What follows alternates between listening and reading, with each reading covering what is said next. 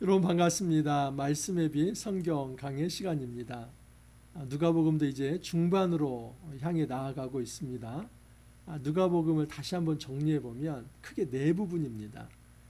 누가복음 1장 1절에서 4장 13절까지는 예수님의 사역의 준비라고 볼 수 있습니다. 그리고 4장 14절에서 이제 9장 50절까지는 예수님의 공생의 사역 시작인데 갈릴리를 중심으로 한 공생의 사역입니다. 그래서 가버나움이 특별히 많이 중심이 되었죠. 이곳에서 예수님의 첫 번째 사역이 이루어집니다. 그리고 이제 9장 51절부터 19장 27절까지가 세 번째 단락인데 이것은 갈릴리로부터 예루살렘으로 올라가는 여행 단락입니다. 그 여행 단락에서 큰 주제는 제자도입니다. discipleship. 예수 제자의 삶이 무엇인가 하는 것을 예루살렘으로 올라가는 그 과정에서 보여줍니다. 그리고 이제 19장 28절부터 24장 53절까지는 마지막 네 번째 단락인데 여기서는 예수님과 성전 지도자들의 논쟁, 또 예수님께서 순환받는 장면, 십자가의 고통, 그리고 죽으심, 그리고 예수님의 부활과 승천에 관한 이 모든 내용이 이제 마지막 단락에 담겨 있습니다. 자, 이제 오늘 제가 누가복음 9장 37절에서 10장 42절까지 무려 나흘치 이제 본문을 좀 살펴보려고 합니다. 굉장히 긴 본문인데 그래도 짤막짤막하게 한번 살펴보겠습니다. 지금 오늘 그 9장 37절에서 50절을 보면은 이 장면은 여러분 두 번째 단락의 제일 마지막 부분이죠. 그러니까 갈릴리 사역의 마지막 부분이라고 볼 수 있고, 그리고 이제 9장 51절부터는 이제 여행 단락의 시작이라고 볼 수 있죠. 그래서 이게 오버랩되는 겁니다. 두 번째 장면이 살짝 사라지면서 세 번째 이제 장면이 떠오르는 이런 오버랩되는 이런 모습입니다. 자, 37절에서 먼저 45절을 보면 이게 어떤 내용이냐면 바로 이제 이 앞부분에 어떤 이야기가 있었냐면 예수님의 변화산 사건이죠. 여러분, 예수님의 변화산 사건의 핵심은 무엇입니까? 예수님께서 부활의 영광의 모습을 먼저 이 변화산에서 보여주신 것이죠. 하지만 너희들이 이 영광에만 집중하고 또 여기만 머물러 있어서는 안 된다. 예수님은 그 영광 중에 변화되면서 하시는 말씀은 뭐냐면 별세, 엑소더스에 대해서 말합니다. 예수님의 떠나심, 예수님의 떠나심은 바로 예수님의 새 출애굽의 완성의 사건인데 그게 십자가를 통해서 이루어질 것이다. 그러니까 이 십자가라고 하는 고난을 통해서 이 부활의 영광, 진정한 엑소더스, 진정한 출애굽이 이루어질 것이다. 이것을 이제 변화산 사건 위에서 예수님께서 보여주신 겁니다. 얼마나 영광스럽습니까? 너무나 아름답고 황홀하고 저도 이런 것을 경험한다면 아마 정말 정신이 없을 것입니다. 너무나 좋은 것이죠. 그런데 이런 산 위에서는 좋은 상태인데 그와 동시에 산 아래에서는 너무나 좋지 않은 상태입니다. 여전히 귀신이 왕노릇하고 그리고 그 귀신의 통제를 받으면서 자유가 예속이 되고 또 너무나 결핍의 상황에서 아픔과 상처가 있고 이런 모습입니다. 근데 여기에 예수님께서 다시 내려오셔서 이제 진정한 하나님 나라가 이루어지게 하는 것, 귀신이 쫓겨나고 평온과 이제 새로운 어떤 아름다운 그 회복의 질서가 이루어지는 것을 보여주는 겁니다. 자, 이튿날 산에서 내려오시니 큰 무리가 맞을새 무리 중에 한 사람이 소리질러 이르되 선생님 청컨대 내 아들을 돌보아 주옵소서. 이는 내 외아들이니이다. 귀신이 그를 잡아 갑자기 부르짖게 하고 경련을 일으켜 거품을 흘리게 하며 몹시 상하게 하고야 겨우 떠나가나이다. 당신의 제자들에게 내쫓아 주기를 구하였으나 그들이 능히 못하더이다. 핵심은 뭐냐면 예수님만 기다린 거예요. 이 아비가 지금 내 아들이 귀신 들려서 뭐 너무나 심한 귀신이 들려서 뭐 부르짖고 또 경련을 일으키고 거품을 흘리고 이러면서 제정신이 아닌데 내가 지금 당신의 제자들에게 와서 좀 고쳐달라고 했는데 못 고쳤다는 것이죠. 그래서 제가 그냥 학수고대하면서 당신이 산에서 내려오는 것만을 기다리고 있었습니다. 이런 이야기입니다. 여기에 예수님이 한탄하십니다. 탄식하십니다. 이 패역한 세대여 언제까지 내가 너희들과 함께 있어야 하느냐. 이 믿음이 없는 세대에 하면서 탄식합니다. 예수께서 대답하여 이르시되 믿음이 없고 패역한 세대여 내가 얼마나 너희와 함께 있으며 너희에게 참으리요 내 아들을 이리로 데리고 오라 하시니 올 때에 귀신이 그를 거꾸러뜨리고 심한 경련을 일으키게 하는지라 예수께서 더러운 귀신을 꾸짖으시고 아이를 낫게 하사 그 아버지에게로 도로 주시니 사람들이 다 하나님의 위엄에 놀라니라. 예수님께서 귀신을 쫓아내십니다. 여러 번 반복해서 말씀을 드리지만 여러분 하나님의 아들이 이 땅에 오신 주요한 목적이 무엇입니까? 그것은 하나님 나라를 이루는 것이죠. 하나님 나라를 이룬다고 하는 것은 하나님이 왕으로 임재하는 겁니다. 하나님이 왕으로 임재할 때 그 귀신의 나라가 쫓겨나는 것이죠. 그래서 이 아이에게서 귀신이 나가고 그 아이가 정상으로 돌아온다는 것은 이 아이에게도 하나님 나라가 임했다는 것을 보여주는 것이죠. 그래서 그 광경을 지켜보는 모든 사람이 이 하나님의 위엄에 놀랐다라고 얘기를 합니다. 여러분 이제 산 위에서의 영광이 산 아래에도 임한 것입니다. 그런데 제자들은 정신 못 차리고 있습니다. 제자 중에서 누가 크냐 하는 변론이 일어나니 예수께서 그 마음에 변론하는 것을 아시고 어린아이 하나를 데려다가 자기 곁에 세우시고 그들에게 이르시되 누구든지 내 이름으로 이런 어린아이를 영접하면 곧 나를 영접함이요 또 누구든지 나를 영접하면 곧 나를 보내신 이를 영접함이라. 너희 모든 사람 중에 가장 작은 그가 큰 자니라. 이 산 아래에서는 이제 어떤 이 귀신의 통제만 있었던 게 아니라 제자들 간에 이 불화도 있었습니다. 누가 크냐? 뭐 베드로는 내가 그래도 너희들 형님 아니야? 내가 제일 먼저 부름 받지 않았어? 뭐 이러면서 막 이렇게 우길 거예요. 또 사랑받는 요한도 누가 더 사랑을 받지? 뭐 이렇게 하면서 서로 누가 더 이제 수제자냐 하면서 그렇게 내가 더 당신보다 너희들보다 내가 더 예수님께 사랑받는 신뢰받는 제자야. 그렇게 하면서 누가 큰가 하는 이 크게 논쟁을 했습니다. 근데 예수님께서 진짜 큰 자는 섬기는 자다. 여러분 가장 작은 자가 큰 자니라 하는 것은 뭐 키가 작거나 능력이 작은 사람은 무조건 리더가 된다 이게 아니라 진짜 지도자, 진짜 리더는 섬기는 자이다. 그것을 말씀을 합니다. 저도 이것을 마음에 명심하고 살아갑니다. 목회자는 서비스맨이다. 일단 서비스, 여러분 예배를 서비스라고 얘기하지 않습니까? 그래서 내가 하나님을 섬기는 자로서 일단 나는 서비스맨이다. 또한 나는 교우들을 섬기는 서비스맨이다. 특별히 AS를 잘 해줘야죠. 애프터 서비스를. 여러분 정말 이 목회자가 이 섬김의 자세를 잃어버리면 그 즉시로 목회자는 생명이 끝난다라고 볼 수 있습니다. 왜냐하면 그 직책 자체가 군림하는 존재가 아니라 섬기라고 세워놨는데 섬기지 않으면 하나님께서 그 직책을 박탈하시는 것이지요. 제가 말씀을 전한다고 해서 그 강단 위에서 전하는 자세를 가지고 목을 꼿꼿이 하면서 군림하는 자세로 강단 아래로 내려온다면 목회를 제대로 할 수 없습니다. 그건 좋은 목회가 아닙니다. 많은 경우 이 카리스마와 권위주의를 앞세우면서 그것이 교회의 질서를 세우는 것이다 라고 생각하는 많은 목회자들이 있습니다. 좋지 않습니다. 그렇게 해서 권위가 생겨나는 것은 아닙니다. 주님께서 말씀하시는 것은 섬기면 권위는 생겨나는 것이다. 저는 그것을 확신합니다. 제가 이렇게 섬길 때 그것이 악용되거나 또는 잘못 어떤 받아들여지는 게 아니라 정말 하나님께서 이런 섬김을 통해서 저에게 권위를 주시고 그 영적인 권위가 있어서 결국 교회 공동체나 모든 일들을 추진해 나가는 데서 동력이 되게 하실 거라는 믿음이 있습니다. 제자들에게 주님께서 말씀합니다. 제발 섬기는 자가 되어라. 예수님은 이것을 어떻게 교육하십니까? 모본을 보이시죠. 그래서 나중에 예수님께서 이제 최후의 만찬 때에 수건을 허리에 두르시고 제자들의 발을 다 씻어주지 않습니까? 종이나 하는 것을 예수님께서 직접 하십니다. 예수님은 이것을 쇼맨십으로 보여준 게 아니라 바로 그 후에 지게 될 이 십자가의 모습을 보여주는 겁니다. 내가 십자가를 지는 것은 모든 백성의 발을 닦아주는 거나 마찬가지다.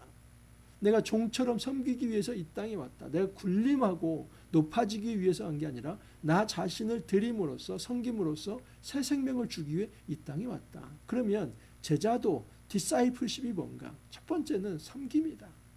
섬기지 않는다면 제자도는 이루어지지 않는다. 자, 이렇게 해서 이제 2단락이 끝납니다. 그리고 이제 3단락이 시작이 되는데 역시 마찬가지로 이제 제자도의 모습이 드러납니다. 자, 9장 51절에서 62절을 보면 예수 따르는 것이 무엇인가? 그리고 예수 따를 때에 어떤 결단이 있어야만 하는가 하는 것입니다. 여러분, 그 당시에 예수만이 스승은 아니었습니다. 많은 랍비들이 존재했습니다. 근데 스승과 제자의 관계는 항상 도제식 교육이었습니다. 도제식 교육이라고 하는 것은 그야말로 따르는 것이죠. 따르면서 다 교육을 받는 것입니다. 어떤 스승이 이 마을로 가면 거기 따라가는 겁니다. 저 마을로 가면 따라가는 겁니다. 그래서 예수님만 제자 훈련을 한 게 아니라 그 당대에 많은 스승들이 문화생들을 모으고 그 제자 교육을 했습니다.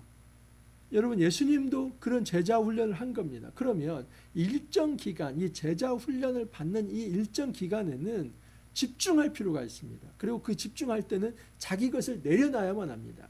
내 것을 내려놓지 않는다면 제자 훈련을 받을 수 없습니다. 그래서 예수님이 제자로 부르실 때에 너희가 지금 결단하고 지금 내려놓지 않는다면 지금 너희들은 제자 훈련 받을 수 없다. 그 말씀을 합니다.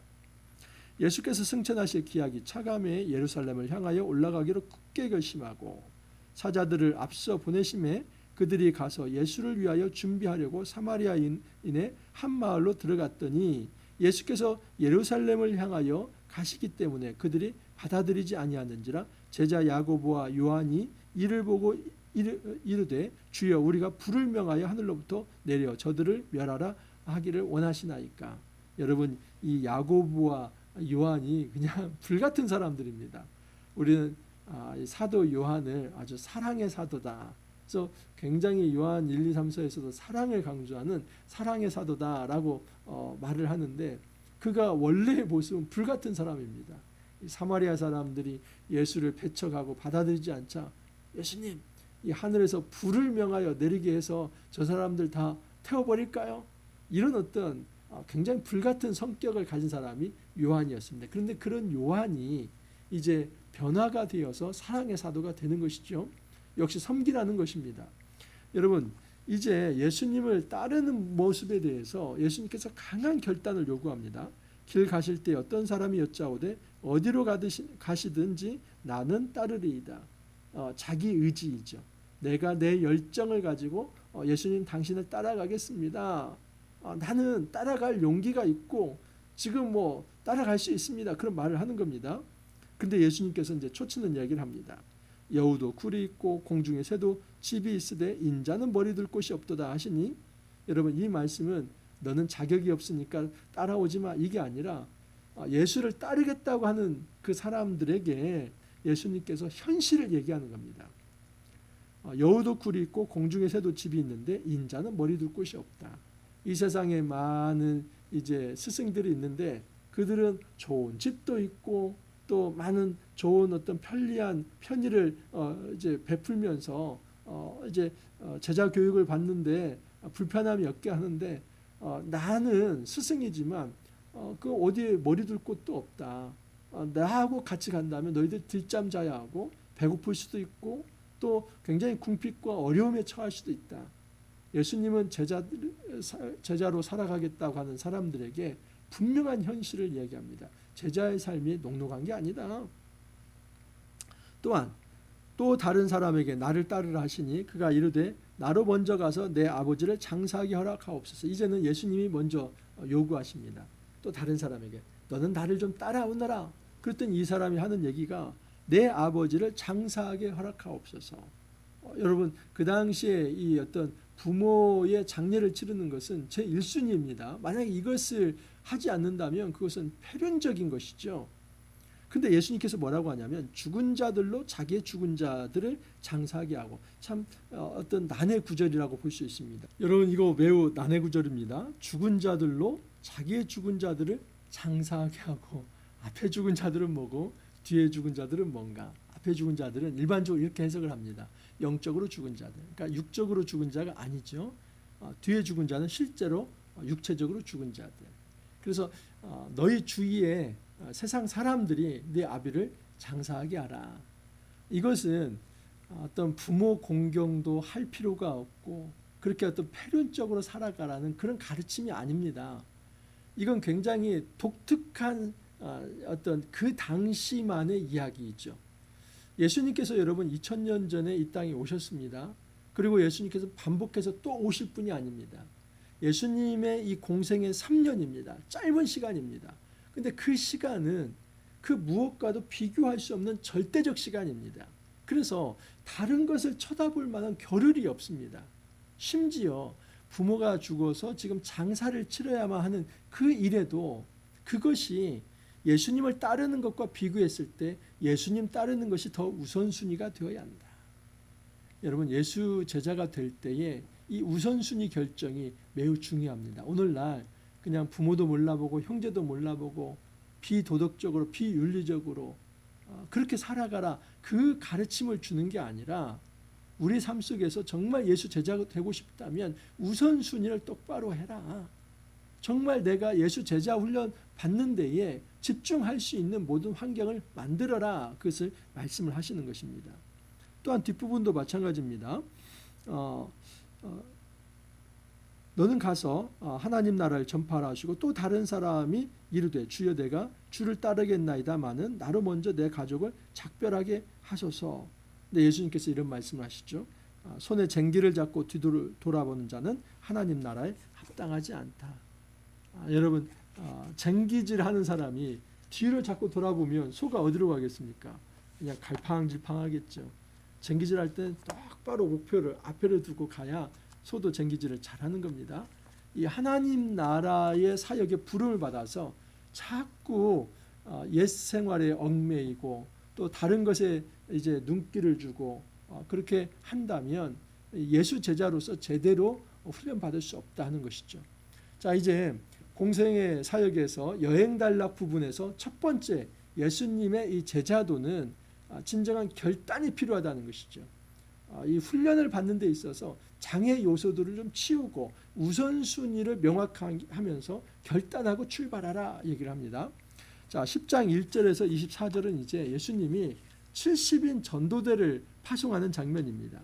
그 후에 주께서 따로 70인을 세우사 친히 가시려는 각 동네와 각 지역으로 둘씩 앞서 보내시며 이르시되 추수할 것은 많되 일꾼이 적으니 그러므로 추수하는 주인에게 청하여 추수할 일꾼들을 보내주소서 하라. 갈지어다 내가 너희를 보냄이 어린 양을 이리 가운데 보낸 것 같도다. 이게 예수님의 아버지의 심정이죠. 예수님의 아버지가 그 자녀를 물가로 보내는 듯한 그런 마음입니다. 70인 전도대를 파송하면서 내가 너희를 보내는 것이 이 양을 이리대 가운데 보내는 것과 비슷하다. 예수님은 지금 마음에 조급함이 있습니다. 지금 들판에 이 추수할 곡식이 다 휘어져 있는데 추수할 일꾼이 적다는 것이죠. 실제로 그렇습니다. 여러분 예수님의 어떤 사역이 예수 한 사람을 통해서 이루어집니까? 아니면 12제자와 70인 전도대와 또 120 문도와 나중에 500여 형제 이렇게 확대되고 또 정말 확장이 됩니까? 확대되고 확장이 되죠. 예수님 한 분을 통해서 하나의 미랄이 썩어져 심겨지듯이 예수님의 어떤 십자가 부활을 통해서 예수 운동이 이제 발화되지만 그것을 정말 세상에 전파해야 할 사람들은 여러분 제자들이죠. 여러분 이 제자들이 불처럼 일어나야만 하는 것입니다. 예수님께서 지금 그런 말씀을 합니다. 주인에게 청하여 추수할 일꾼들을 보내주소서. 우리 역시도 이런 기도를 해야만 합니다. 하나님 우리 공동체 안에 추수할 일꾼들을 보내주소서. 이 세상에 많은 지금 이 곡식이 휘어져서 이제 다 추수할 때가 되었는데 그냥 추수를 하지 않으면 이거 다 버리게 되어 있습니다. 우리가 이 세상을 향해서 그런 비전을 가지고 있어야 돼요. 우리가 이 지역을 보면서 정말 휘어져 있는 이 추수할 곡식들을 볼 수 있는 눈이 있어야 하고 그 일을 하기 위해서 동역자들과 함께 할 수 있는 그런 어떤 열린 마음, 오픈 마인드가 있어야 하고 실제로 추수할 일꾼들이 함께해서 그 전도 사역을 해야 한다는 사실이죠. 자, 70인 전도대가 이제 파송이 되는데 그 전도 수칙은 9장 1절에서 6절에 12제자를 파송했을 때와 비슷합니다. 전대나 배낭이나 신발을 가지지 말며 길에서 아무에게도 문안하지 말며 어느 집에 들어가든지 먼저 말하되 이 집에 평안할지냐 하라. 만일 평안을 받을 사람이 거기 있으면 너의 평안이 그에게 머물 것이요 그렇지 아니하면 너에게로 돌아오리라. 그 집에서 유하며 주는 것을 먹고 마시라. 일꾼이 그 싹을 받는 것이 마땅하니라. 이 집에서 저 집으로 옮기지 말라. 어느 동네에서 들어가든지 너희를 영접하거든 너희 앞에 차려놓은 것을 먹고 거기 있는 병자들을 고치고 또 말하기를 하나님의 나라가 너에게 가까이 왔다 하라. 어느 동네에 들어가든지 너희를 영접하지 아니하거든 그 거리로 나와서 말하되 이 동네에서 우리 발에 묻은 먼지도 너희에게 떨어버리노라. 그러나 하나님의 나라가 가까이 온 줄을 알라 하라. 여러분 70인 전도대 역시도 이 12제자의 파송과 비슷하게 똑같죠. 그 핵심 메시지는 뭡니까? 하나님 나라를 선포하는 겁니다. 자, 그런데 이 하나님 나라를 선포할 때 오직 하나님을 신뢰하면서 그 일을 하라는 거예요. 그러니까 너희들이 가지고 있는 전대나 배낭, 지팡이 이것은 우리의 힘이죠. 너희들의 힘을 의지하지 말고 하나님을 의지해라. 그럼 하나님께서 어떻게 그 제자들을 입히시고 먹이시고 또 전도 활동을 할 수 있도록 기반을 마련해 주십니까? 하나님께서 그 어떤 마을을 가든지 그곳에 너희들을 도울 수 있는 너희들을 공개할 수 있는 사람을 준비시켜 놓겠다는 것이죠. 저는 여러분 개척하면서 이것을 지금 체험하고 있습니다. 제가 하나님 나라 사역을 한다고 할 때 그야말로 맨 땅에 헤딩하는 격이었습니다. 아무것도 없었습니다. 사람도 없고 자원도 없고 재원도 없고 그냥 시작하는 겁니다. 그런데 놀랍게도 하나님께서 하나님을 바라볼 때 사람을 붙여주시고 때로는 자원을 공급하시고 그날 또 그달 버티고 이겨나갈 수 있도록 모든 것을 하늘로부터 공급해 주셨다는 사실입니다.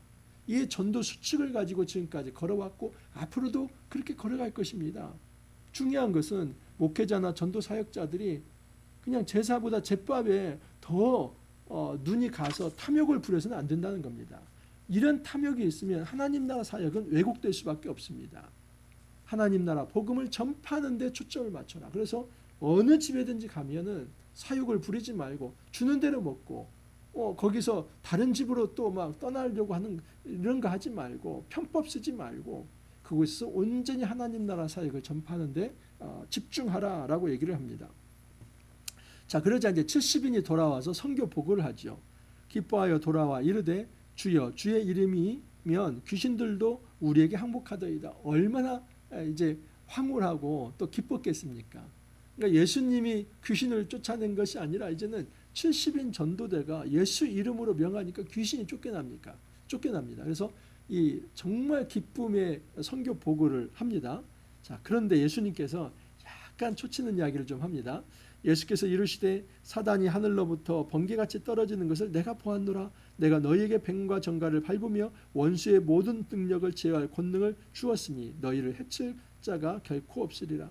그러나 귀신들이 너희에게 항복하는 것으로 기뻐하지 말고 너희 이름이 하늘에 기록된 것으로 기뻐하라.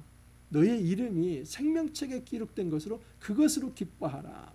그러니까 이 제자들은 지금 자기들의 권능을 통해서 사단이 물러가는 것 때문에 너무나 기쁘고 황홀감에 빠져 있는데 예수님은 그것보다도 너희 이름이 하늘의 생명책에 기록된 것에 먼저 기뻐하라. 너희들이 한 행동은 너희들의 능력이 아니라 내가 사단을 제어했기 때문에 가능한 것이다. 보십시오. 사탄이 하늘로부터 번개같이 떨어지는 것을 내가 보았노라. 이 사탄은 귀신들의 대장입니다. 하늘에서 내가 사탄을 이겼기 때문에 그 사탄이 지금 더 이상 힘을 쓸 수 없는 상황이고 내가 그 대장을 묶어놨기 때문에 그 졸개인 귀신들을 너희들이 쫓아낼 수 있는 것이다. 실제로 그렇지 않습니까?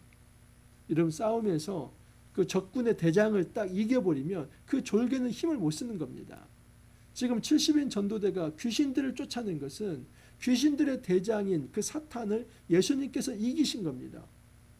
그들이 이 세상에서 복음 전하면서 귀신들을 쫓아냈지만 하늘에서 전투는 예수님이 그 사탄을 이기신 겁니다. 그래서 너희들이 이 땅에서도 승리할 수 있었다 하는 것입니다. 우리가 이 전도의 원리를 좀 알아야 할 필요가 있는데 그것은 내 힘으로 하는 게 아니다. 내가 귀신을 권능으로 쫓아내는 것이 아니라 예수님께서 귀신들의 대장인 사탄을 묶어놨기 때문에 우리는 귀신들을 대적할 수 있다는 사실입니다. 오늘날도 여러분 귀신은 있습니다. 우리가 담대하게 선포할 수 있어야만 합니다. 주 예수 나사렛 예수 그리스도 이름으로 명하노니 귀신아 물러가라. 우리가 선포할 수 있어야만 합니다. 이것은 우리의 능력이 아니라 이미 예수님께서 사단을 이기셨기 때문에 그 예수님을 믿는다면 우리도 귀신을 대적하며 권능을 가지고 이겨낼 수 있다는 사실입니다. 그때 예수께서 성령으로 기뻐하시며 이르시되 지혜롭고 슬기 있는 자들에게는 숨기시고 어린아이들에게는 나타내심을 감사하나이다. 지혜롭고 슬기로운 자들은 비꼬는 것이죠. 그 당시에 종교 지도자들 이들에게는 하나님 나라를 숨기시고 어린아이 이 제자들에게는 보여주셨습니다. 그러면서 모든 것을 내게 주셨으니 아버지 외에는 아들이 누구인지 아는 자가 없고 아들과 또 아들의 소원대로 계시를 받은 자 외에는 아버지가 누구인지 아는 자가 없나이다 하면서 바로 이 제자들이 이 귀한 사역을 한다는 것이죠. 핵심은 뭐냐면 예수님을 통해서만 하나님을 알 수 있고 또 그 예수를 믿는 자들이 예수를 통해서 하나님을 알아갈 수 있다는 것입니다. 예수 제자 사역이 바로 이것입니다. 예수님의 제자들이 자기의 힘으로 모든 것을 이루는 것이 아니라 예수님이 하나님과의 관계 속에서 그 소통 속에서 그 예수님께서 사단을 묶었기 때문에 우리가 능력으로 귀신을 쫓아낼 수 있는 것이고 그리고 우리가 하나님의 자녀로서 하나님을 아바 아버지라고 부르며 그 안에서 진정한 예수 제자로서 신앙생활을 해나갈 수 있다는 사실입니다. 자 이제 마지막 10장 25절에서 42절인데 소위 이게 이제 선한 사마리아인 비유가 나옵니다. 근데 앞에 좀 배경이 있습니다. 이 지금 선한 사마리아인 비유를 말씀하시는 게 이제 어떤 사람 율법 교사가 와서 예수님을 시험하면서 뭐라고 질문을 하냐면 선생님 내가 무엇을 하여야 영생을 얻으리까? 여기에 대한 어떤 답으로서 이 어떤 지금 비유를 하나의 어떤 이야기를 들려주시는 겁니다. 어떤 율법교사가 일어나 예수를 시험하여 이르되 선생님 내가 무엇을 하여야 영생을 얻으리까? 예수께서 이르시되 율법에 무엇인지 무엇이라 기록되었으며 내가 어떻게 읽느냐? 대답하여 이르되 내 마음을 다하며 목숨을 다하며 힘을 다하며 뜻을 다하며 주 너의 하나님을 사랑하고 또한 내 이웃을 내 자신같이 사랑하라 하였나이다. 예수께서 이르시되 내 대답이 옳도다. 이를 행하라 그러면 살리라 하시니 이 율법교사는 대단한 율법교사입니다. 여러분 일단 지식적으로 모자람이 없습니다. 지식적으로는 율법을 통달한 사람입니다. 왜냐하면 여기 보면 율법에 무엇이라 기록되었느냐. 그러니까 영생을 이 선생님 내가 어떻게 영생을 얻으리까 이 질문에 대해서 예수님 반문합니다. 율법에서는 뭐라고 기록되었냐 하니까 자문자답을 이제 자기가 하는 거예요. 네, 마음을 다하며 목숨을 다하여 힘을 다하며 뜻을 다하여 주 너의 하나님을 사랑하라는 것이고 또 내 이웃을 내 자신같이 사랑하라 하였나이다. 여러분 이것은 이제 신명기 5장 말씀과 그리고 레위기 19장 18절 말씀을 다 통합해서 이 율법의 강령을 이 율법 교사가 얘기하는 겁니다. 이 율법의 요약은 사랑입니다. 하나님 사랑과 이웃 사랑입니다. 그러니까 예수님이 칭찬을 하시죠. 그래, 네 말 맞다. 근데 예수님께서 한마디 하시죠. 그대로 실천해. 이 율법 교사는 자기의 의로움을 좀 뽐내기 위해서 온 거거든요. 일단은 내가 율법을 잘 안다는 거죠. 그리고 예수님께서 이렇게 네가 아는 대로 행해. 그랬더니 이 율법 교사가 이거 다 내가 행하고 있는데요. 이렇게 얘기합니다. 예수께서 이르시되 내 답이 옳도다. 이를 행하라. 그러면 살리라 하니까 그 사람이 자기를 옳게 보이려고 예수께 여짜오되 그러면 내 이웃이 누구니까? 이 말은 나 다 행하고 있습니다. 제 이웃이 누구입니까? 제가 하나님 사랑하고 내 이웃을 내 몸과 같이 사랑하는 그것을 다 행하고 있습니다. 이 율법교사의 이웃은 여러분 유대인입니다. 그 당시에 여러분 레위기 19장 18절에 내 이웃을 내 몸과 같이 사랑하라 하는 그 이웃을 유대인들은 동족으로 생각했습니다. 그래서 여러분 이게 다 고증되어 있습니다. 쿰난 공동체에도 그런 말들이 있습니다. 그들이 사랑하는 그들이 어떤 호혜를 베풀어야 할 이웃은 동족입니다. 그러면 역으로 말하면 동족이 아닌 이방인은 원수이고 미워야 할 자들입니다. 그러므로 이 말을 적극적으로 어떻게 얘기를 하냐면 바로 이제 이웃은 이 동족은 사랑하고 이방 원수는 미워해도 된다 이렇게 되는 거거든요. 이 사상을 지금 이 율법 교사가 가지고 있습니다. 여기에 대해서 예수님이 한 비유를 드는 겁니다. 그래? 진짜 이웃이 누구일까? 자, 한번 내가 비유를 들어볼게. 자, 보십시오. 예수께서 대답하여 이르시되 어떤 사람이 예루살렘에서 여리고로 내려가다가 강도를 만나매 강도들이 그 옷을 벗기고 때려 거의 죽는 것을 버리고 갔더라. 여러분, 이 예루살렘에서 여리고로 내려가는 지역은 예루살렘은 고지이고 여리고는 저지대입니다. 근데 그 밑으로 내려가는 그 길을 소위 광야라고 얘기를 합니다. 굉장히 거친 길입니다. 그리고 어떤 골짜기들이 있기 때문에 그곳에 강도들이 자주 출몰을 합니다. 강도들이 계곡 곳곳에 숨어 있어서 그 내려가는 길에 나타나서 이제 사람의 어떤 소유를 빼앗고 때로는 죽이고 때리고 이런 것을 합니다. 그러니까 이것은 그 당시 누구나 지금 알고 있는 겁니다. 그래서 절대 이 길을 혼자 다니지 않고 무리를 지어서 갑니다. 뭐 어떤 유월절 때도 그렇고 반드시 무리를 지어서 갑니다. 자, 그런데 지금 거기에 어떤 사람이 강도를 만나서 거반 죽게 되었다는 것이죠. 그런데 마침 한 제사장이 그 길로 내려가다가 그를 보고 피하여 지나가고 또 이와 같이 한 레위인도 그곳에 이르러 그를 보고 피하여 지나가되. 그러니까 그 당시에 종교 지도자들 제사장과 레위인은 다 피해서 지나갔습니다. 아마 명분이 있겠지요. 제사장과 레위인 다 이 사람들은 정결법을 이제 금과 옥조로 소중하게 지켜야 할 자들이기 때문에 피를 만지면 안 된다.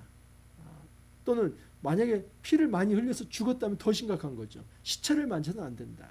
그래서 피를 만지거나 시체를 만지면 내가 부정해지니까 나는 만지지 않고 피해서 가겠다.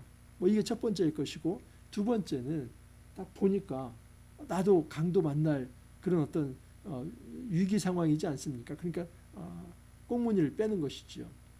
자, 그런데 이제 세 번째 사람입니다. 어떤 사마리아 사람은 여행하는 중 거기 이르러 그를 보고 불쌍히 여겨 가까이 가서 기름과 포도주를 그 상처에 붓고 싸매고 자기 짐승에 태워 주막으로 데리고 가서 돌보아 주니라. 그 골든타임에 응급처치를 하는 것이죠. 빨리 그 사람을 이제 상처 소독을 하고 지혈을 해서 그 주막으로 옮겨서 그 주막 사람에게도 잘 치료해 주십시오. 돈이 모자라면 내가 돌아오는 길에 다시 또 돈을 좀 내겠습니다. 여러분, 이런 행동을 한 사람은 그 성전 지도자들도 아니고 또는 뭐 율법사도 제사장도 레위인도 아닙니다. 당시 유대인들이 이방 취급을 했던 사마리아 사람입니다. 그러니까 사마리아 사람을 유대인들이 그렇게 무시를 했는데 오히려 이 사마리아 사람이 그 유대인을 지금 치료하고 있다는 것입니다. 그러자 예수님께서 이렇게 말씀을 합니다. 내 생각에는 이 세 사람 중에 누가 강도 만난 자 이웃이 되겠느냐. 이르되 자비를 베푼 자니이다. 예수께서 이르시되 가서 너도 이와 같이 하라. 그래서 이것은 29절에 내 이웃이 누구입니까에 대한 어떤 질문을 예수님께서 36절에 이렇게 바꿔버리는 겁니다. 내 이웃이 누구입니까? 여기에 대해서 질문의 어떤 관점을 바꾸는데 누가 강도 만난 자의 이웃이 되겠느냐. 여러분, 나라고 하는 이 나 중심성에서 예수님은 강도 만난 자가 중심이 되고 너는 객체이다. 네가 주체가 아니고 강도 만난 자가 주체이고 너는 객체이다. 이것이 이웃에 대한 관점 이동입니다. 중심 이동이 돼야만 합니다. 내가 중심이 되어서 이웃을 선택하는 게 아니라 이웃은 이미 존재해 있고 나는 그 이웃에게 진짜 이웃이 될 것인가 하는 그 마음의 자세가 필요하다는 것이죠. 우리 곁에 이미 이웃은 있습니다. 그렇기 때문에 이미 있는 이웃에 대해서 내가 선택할 어떤 그 권리가 있는 것이 아니라 이미 내 곁에 있는 고통받는 자, 상처 입은 자, 피를 흘리는 자, 아파하는 자가 있다면 그들에게 내가 이 사람이 정결한가 정결하지 않은가를 따져서 이제 도울까 돕지 않을까를 결정할 것이 아니라 이미 옆에 있는 이웃은 내가 섬겨야 할 자로 알고 그들을 섬겨야 한다. 이것이 진정한 그들의 참 이웃이 될 수 있다. 그러면서 이 율법사에게도 네가 정말 영생을 얻고 싶다면 이 자기중심적인 이웃에 대한 태도가 아니라 내 자신을 버리고 오히려 이웃이 중심이 되어서 너는 그들에게 섬기는 자가 되어야 한다. 이 얘기를 하죠. 그들의 길 갈 때 예수께서 한 마을에 들어가시면 이제 마지막 이제 장면인데 마르다라 이름하는 한 여자가 자기 집으로 영접하더라. 그에게 마리아라 하는 동생이 있어 주의 발치에 앉아 그 말씀을 듣더니 마르다는 준비하는 일이 많아 마음이 분주한지라. 예수께서 나아가 이르되 주여 내 동생이 나 혼자 일하게 두는 것을 생각하지 아니하시나이까. 그를 명하사 나를 도와주라 하소서. 주께서 대답하여 이르시되 마르다야 마르다야 내가 많은 일로 염려하고 근심하나 몇 가지만 하든지 혹은 한 가지만이라도 족하니라. 마리아는 이 좋은 편을 택하였으니 빼앗기지 아니하리라 하시니라. 이제 마지막 에피소드 하나가 더 나오는데 소위 마르다와 마리아 이야기죠. 여러분 마르다는 부엌에서 막 일을 하는데 마리아는 예수님의 발치 밑에서 말씀을 듣고 있습니다. 마르다가 나는 이렇게 정신없이 일하는데 좀 마리아가 와서 도와주기를 바라는데 왜 그렇게 됩니까? 좀 마리아에게 나 와서 좀 도와주게 해주십시오. 근데 그때 예수님께서 이렇게 말을 하는 것이죠. 주께서 이르시되 마르다야 마르다야 내가 많은 일로 염려하고 근심하나 몇 가지만 하든지 혹은 한 가지만이라도 족하니라. 마리아는 이 좋은 편을 택하였느니라. 이런 부분에 대해서 이제 우리가 흔히 이렇게 설교를 하죠. 마리아는 말씀 듣는 좋은 일을 선택을 했고 마르다는 그 말씀을 듣지 않고 봉사만 하느라 좋은 일을 선택한 게 아니다. 그렇게 설명을 하는데 그렇게 하면 안 됩니다. 제가 볼 때는 그렇게 하면 안 되고, 왜냐하면 교회 안에서도 여러분 봉사를 하는 일 또는 때로는 어떤 그 말씀 교육을 받는 일, 이걸 경중을 따져서 말씀을 받는 일은 더 중요하기 때문에 봉사는 하지 않아도 된다. 이게 아닙니다.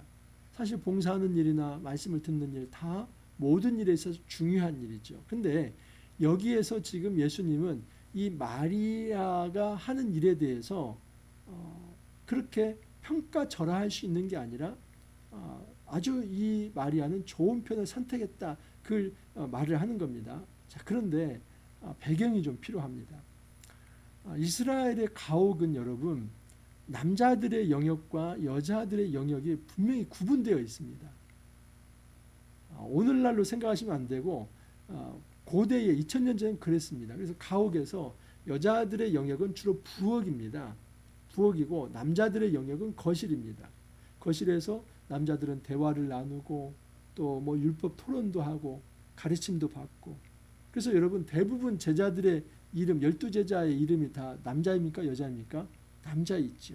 그건 여자는 제자가 없다 그런 얘기가 아니라 지금 그 당시의 문화가 그랬습니다. 남성 중심의 문화 속에서 거실에서 발치에서 제자 교육을 받는 사람들은 다 남자라고 하는 것이 그들의 어떤 고정관념이고 그들의 어떤 생각입니다.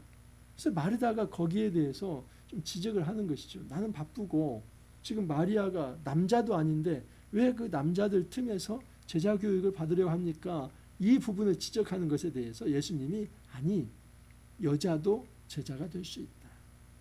여자도 이 남자들 틈에서 지금 제자 훈련을 받을 만한 그런 어떤 자격이 있다. 그것을 말씀하는 겁니다. 그렇기 때문에 이것이 어떤 봉사하는 일은 말씀을 듣는 일보다 경중에서 좀 떨어지고 또 말씀을 듣는 일은 더 좋은 것이기 때문에 봉사보다는 이것만 해야 한다. 이걸 말하는 게 아니라 다 중요한 일이지만 지금 이 말씀을 듣는 그리고 제자 되는 일에 있어서 남성과 여성의 차별이 있을 수 없고 여성도 예수 제자로서 교육을 받고 훈련 받을 수 있다는 것을 예수님께서 여기에 말씀을 하는 것입니다. 자, 나흘치 말씀이기 때문에 굉장히 길게 제가 말씀을 드렸습니다. 여러분 이제 누가복음이 갈릴리 사역이 마무리가 되고 예루살렘을 올라가는 이 여행 단락이 시작이 됩니다. 그 여행 단락이 시작이 되면서 제자도가 굉장히 부각이 됩니다. 산 아래에서 혼란과 무질서가 있을 때 예수님이 내려오셔서 평정을 하시고 진정한 제자의 삶이 무엇인가를 가르쳐 주십니다. 너희들 섬기는 자가 되어야 한다. 섬겨라. 그렇게 말씀을 하죠. 또 예수님께서 이제 사역을 시작하실 때에 정말 하나님의 나라가 너희들에게 어떻게 임하는가 그것을 가르쳐 주시죠. 그 하나님의 나라가 이제 섬김을 통해서 이루어지고 그 하나님 나라의 제자로 살아갈 때는 반드시 결단과 우선순위의 조정이 좀 필요하다는 것을 말씀을 하셨습니다. 또한 예수님께서 이 70인 전도대를 파송하면서 예수 제자로 살아간다는 것은 자기 힘으로 일을 이루는 것이 아니라 이미 하늘에서의 어떤 전투, 승리의 전투가 있기 때문에 그 예수님을 믿고 예수님을 신뢰하면서 나아간다면 승리할 수 있다는 것을 이야기합니다. 여러분, 예수님께서 정말 예수 제자의 삶이 섬기는 삶인데 어떤 사람을 선택해서 내가 사랑해야 할 자를 이제 선택하는 것이 아니라 이미 제자 이웃은 이미 내 곁에 와 있고 내가 중심이 되는 것이 아니라 오히려 사랑을 받아야 할 사람이 중심이 되어서 나는 마땅히 어렵고 힘든 자를 돕고 섬겨야 한다. 그리고 마르다와 마리아 부분에서 어느 누구라도 성별의 차별이 없이 예수 제자가 될 수 있다는 것을 말씀을 합니다. 여러분, 우리가 이제 제자도의 세계로 조금씩 더 들어갑니다. 계속해서 이 여행 단락을 통해서 예수 제자의 삶, 이 제자도가 무엇인지 더 깊게 알아갈 수 있기를 바랍니다. 우리가 예수 제자로서 부름받았다는 것을 기쁘게 생각하면서 이 땅에서 거룩한 이제 섬김의 제자, 또 예수를 사랑하면서 이웃을 사랑하는 그런 복된 제자로 잘 세워지기를 간절히 소망합니다. 기도합니다. 주님, 감사합니다. 예수 제자의 삶이 무엇인지를 가르쳐 주시니 감사합니다. 이 땅을 살아가면서 내가 중심이 되어서 제자를 이웃을 선택하는 것이 아니라 오히려 힘들고 또 어렵고 상처받은 이웃들이 우리 곁에 이미 있고 우리가 그들을 섬겨야 할 자라는 것을 말씀하여 주십니다.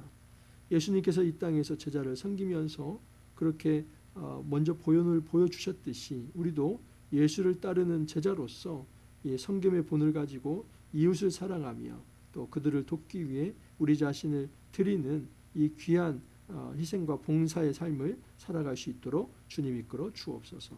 주님 감사하옵고 예수님 이름으로 기도하옵나이다. 아멘. 여러분, 복된 이제 또 한 주가 시작되었습니다. 주 안에서 잘 또 순항할 수 있기를 바라고 오늘 하루도 여러분 화이팅 하시고 또 내일 찾아뵙도록 하겠습니다. 감사합니다.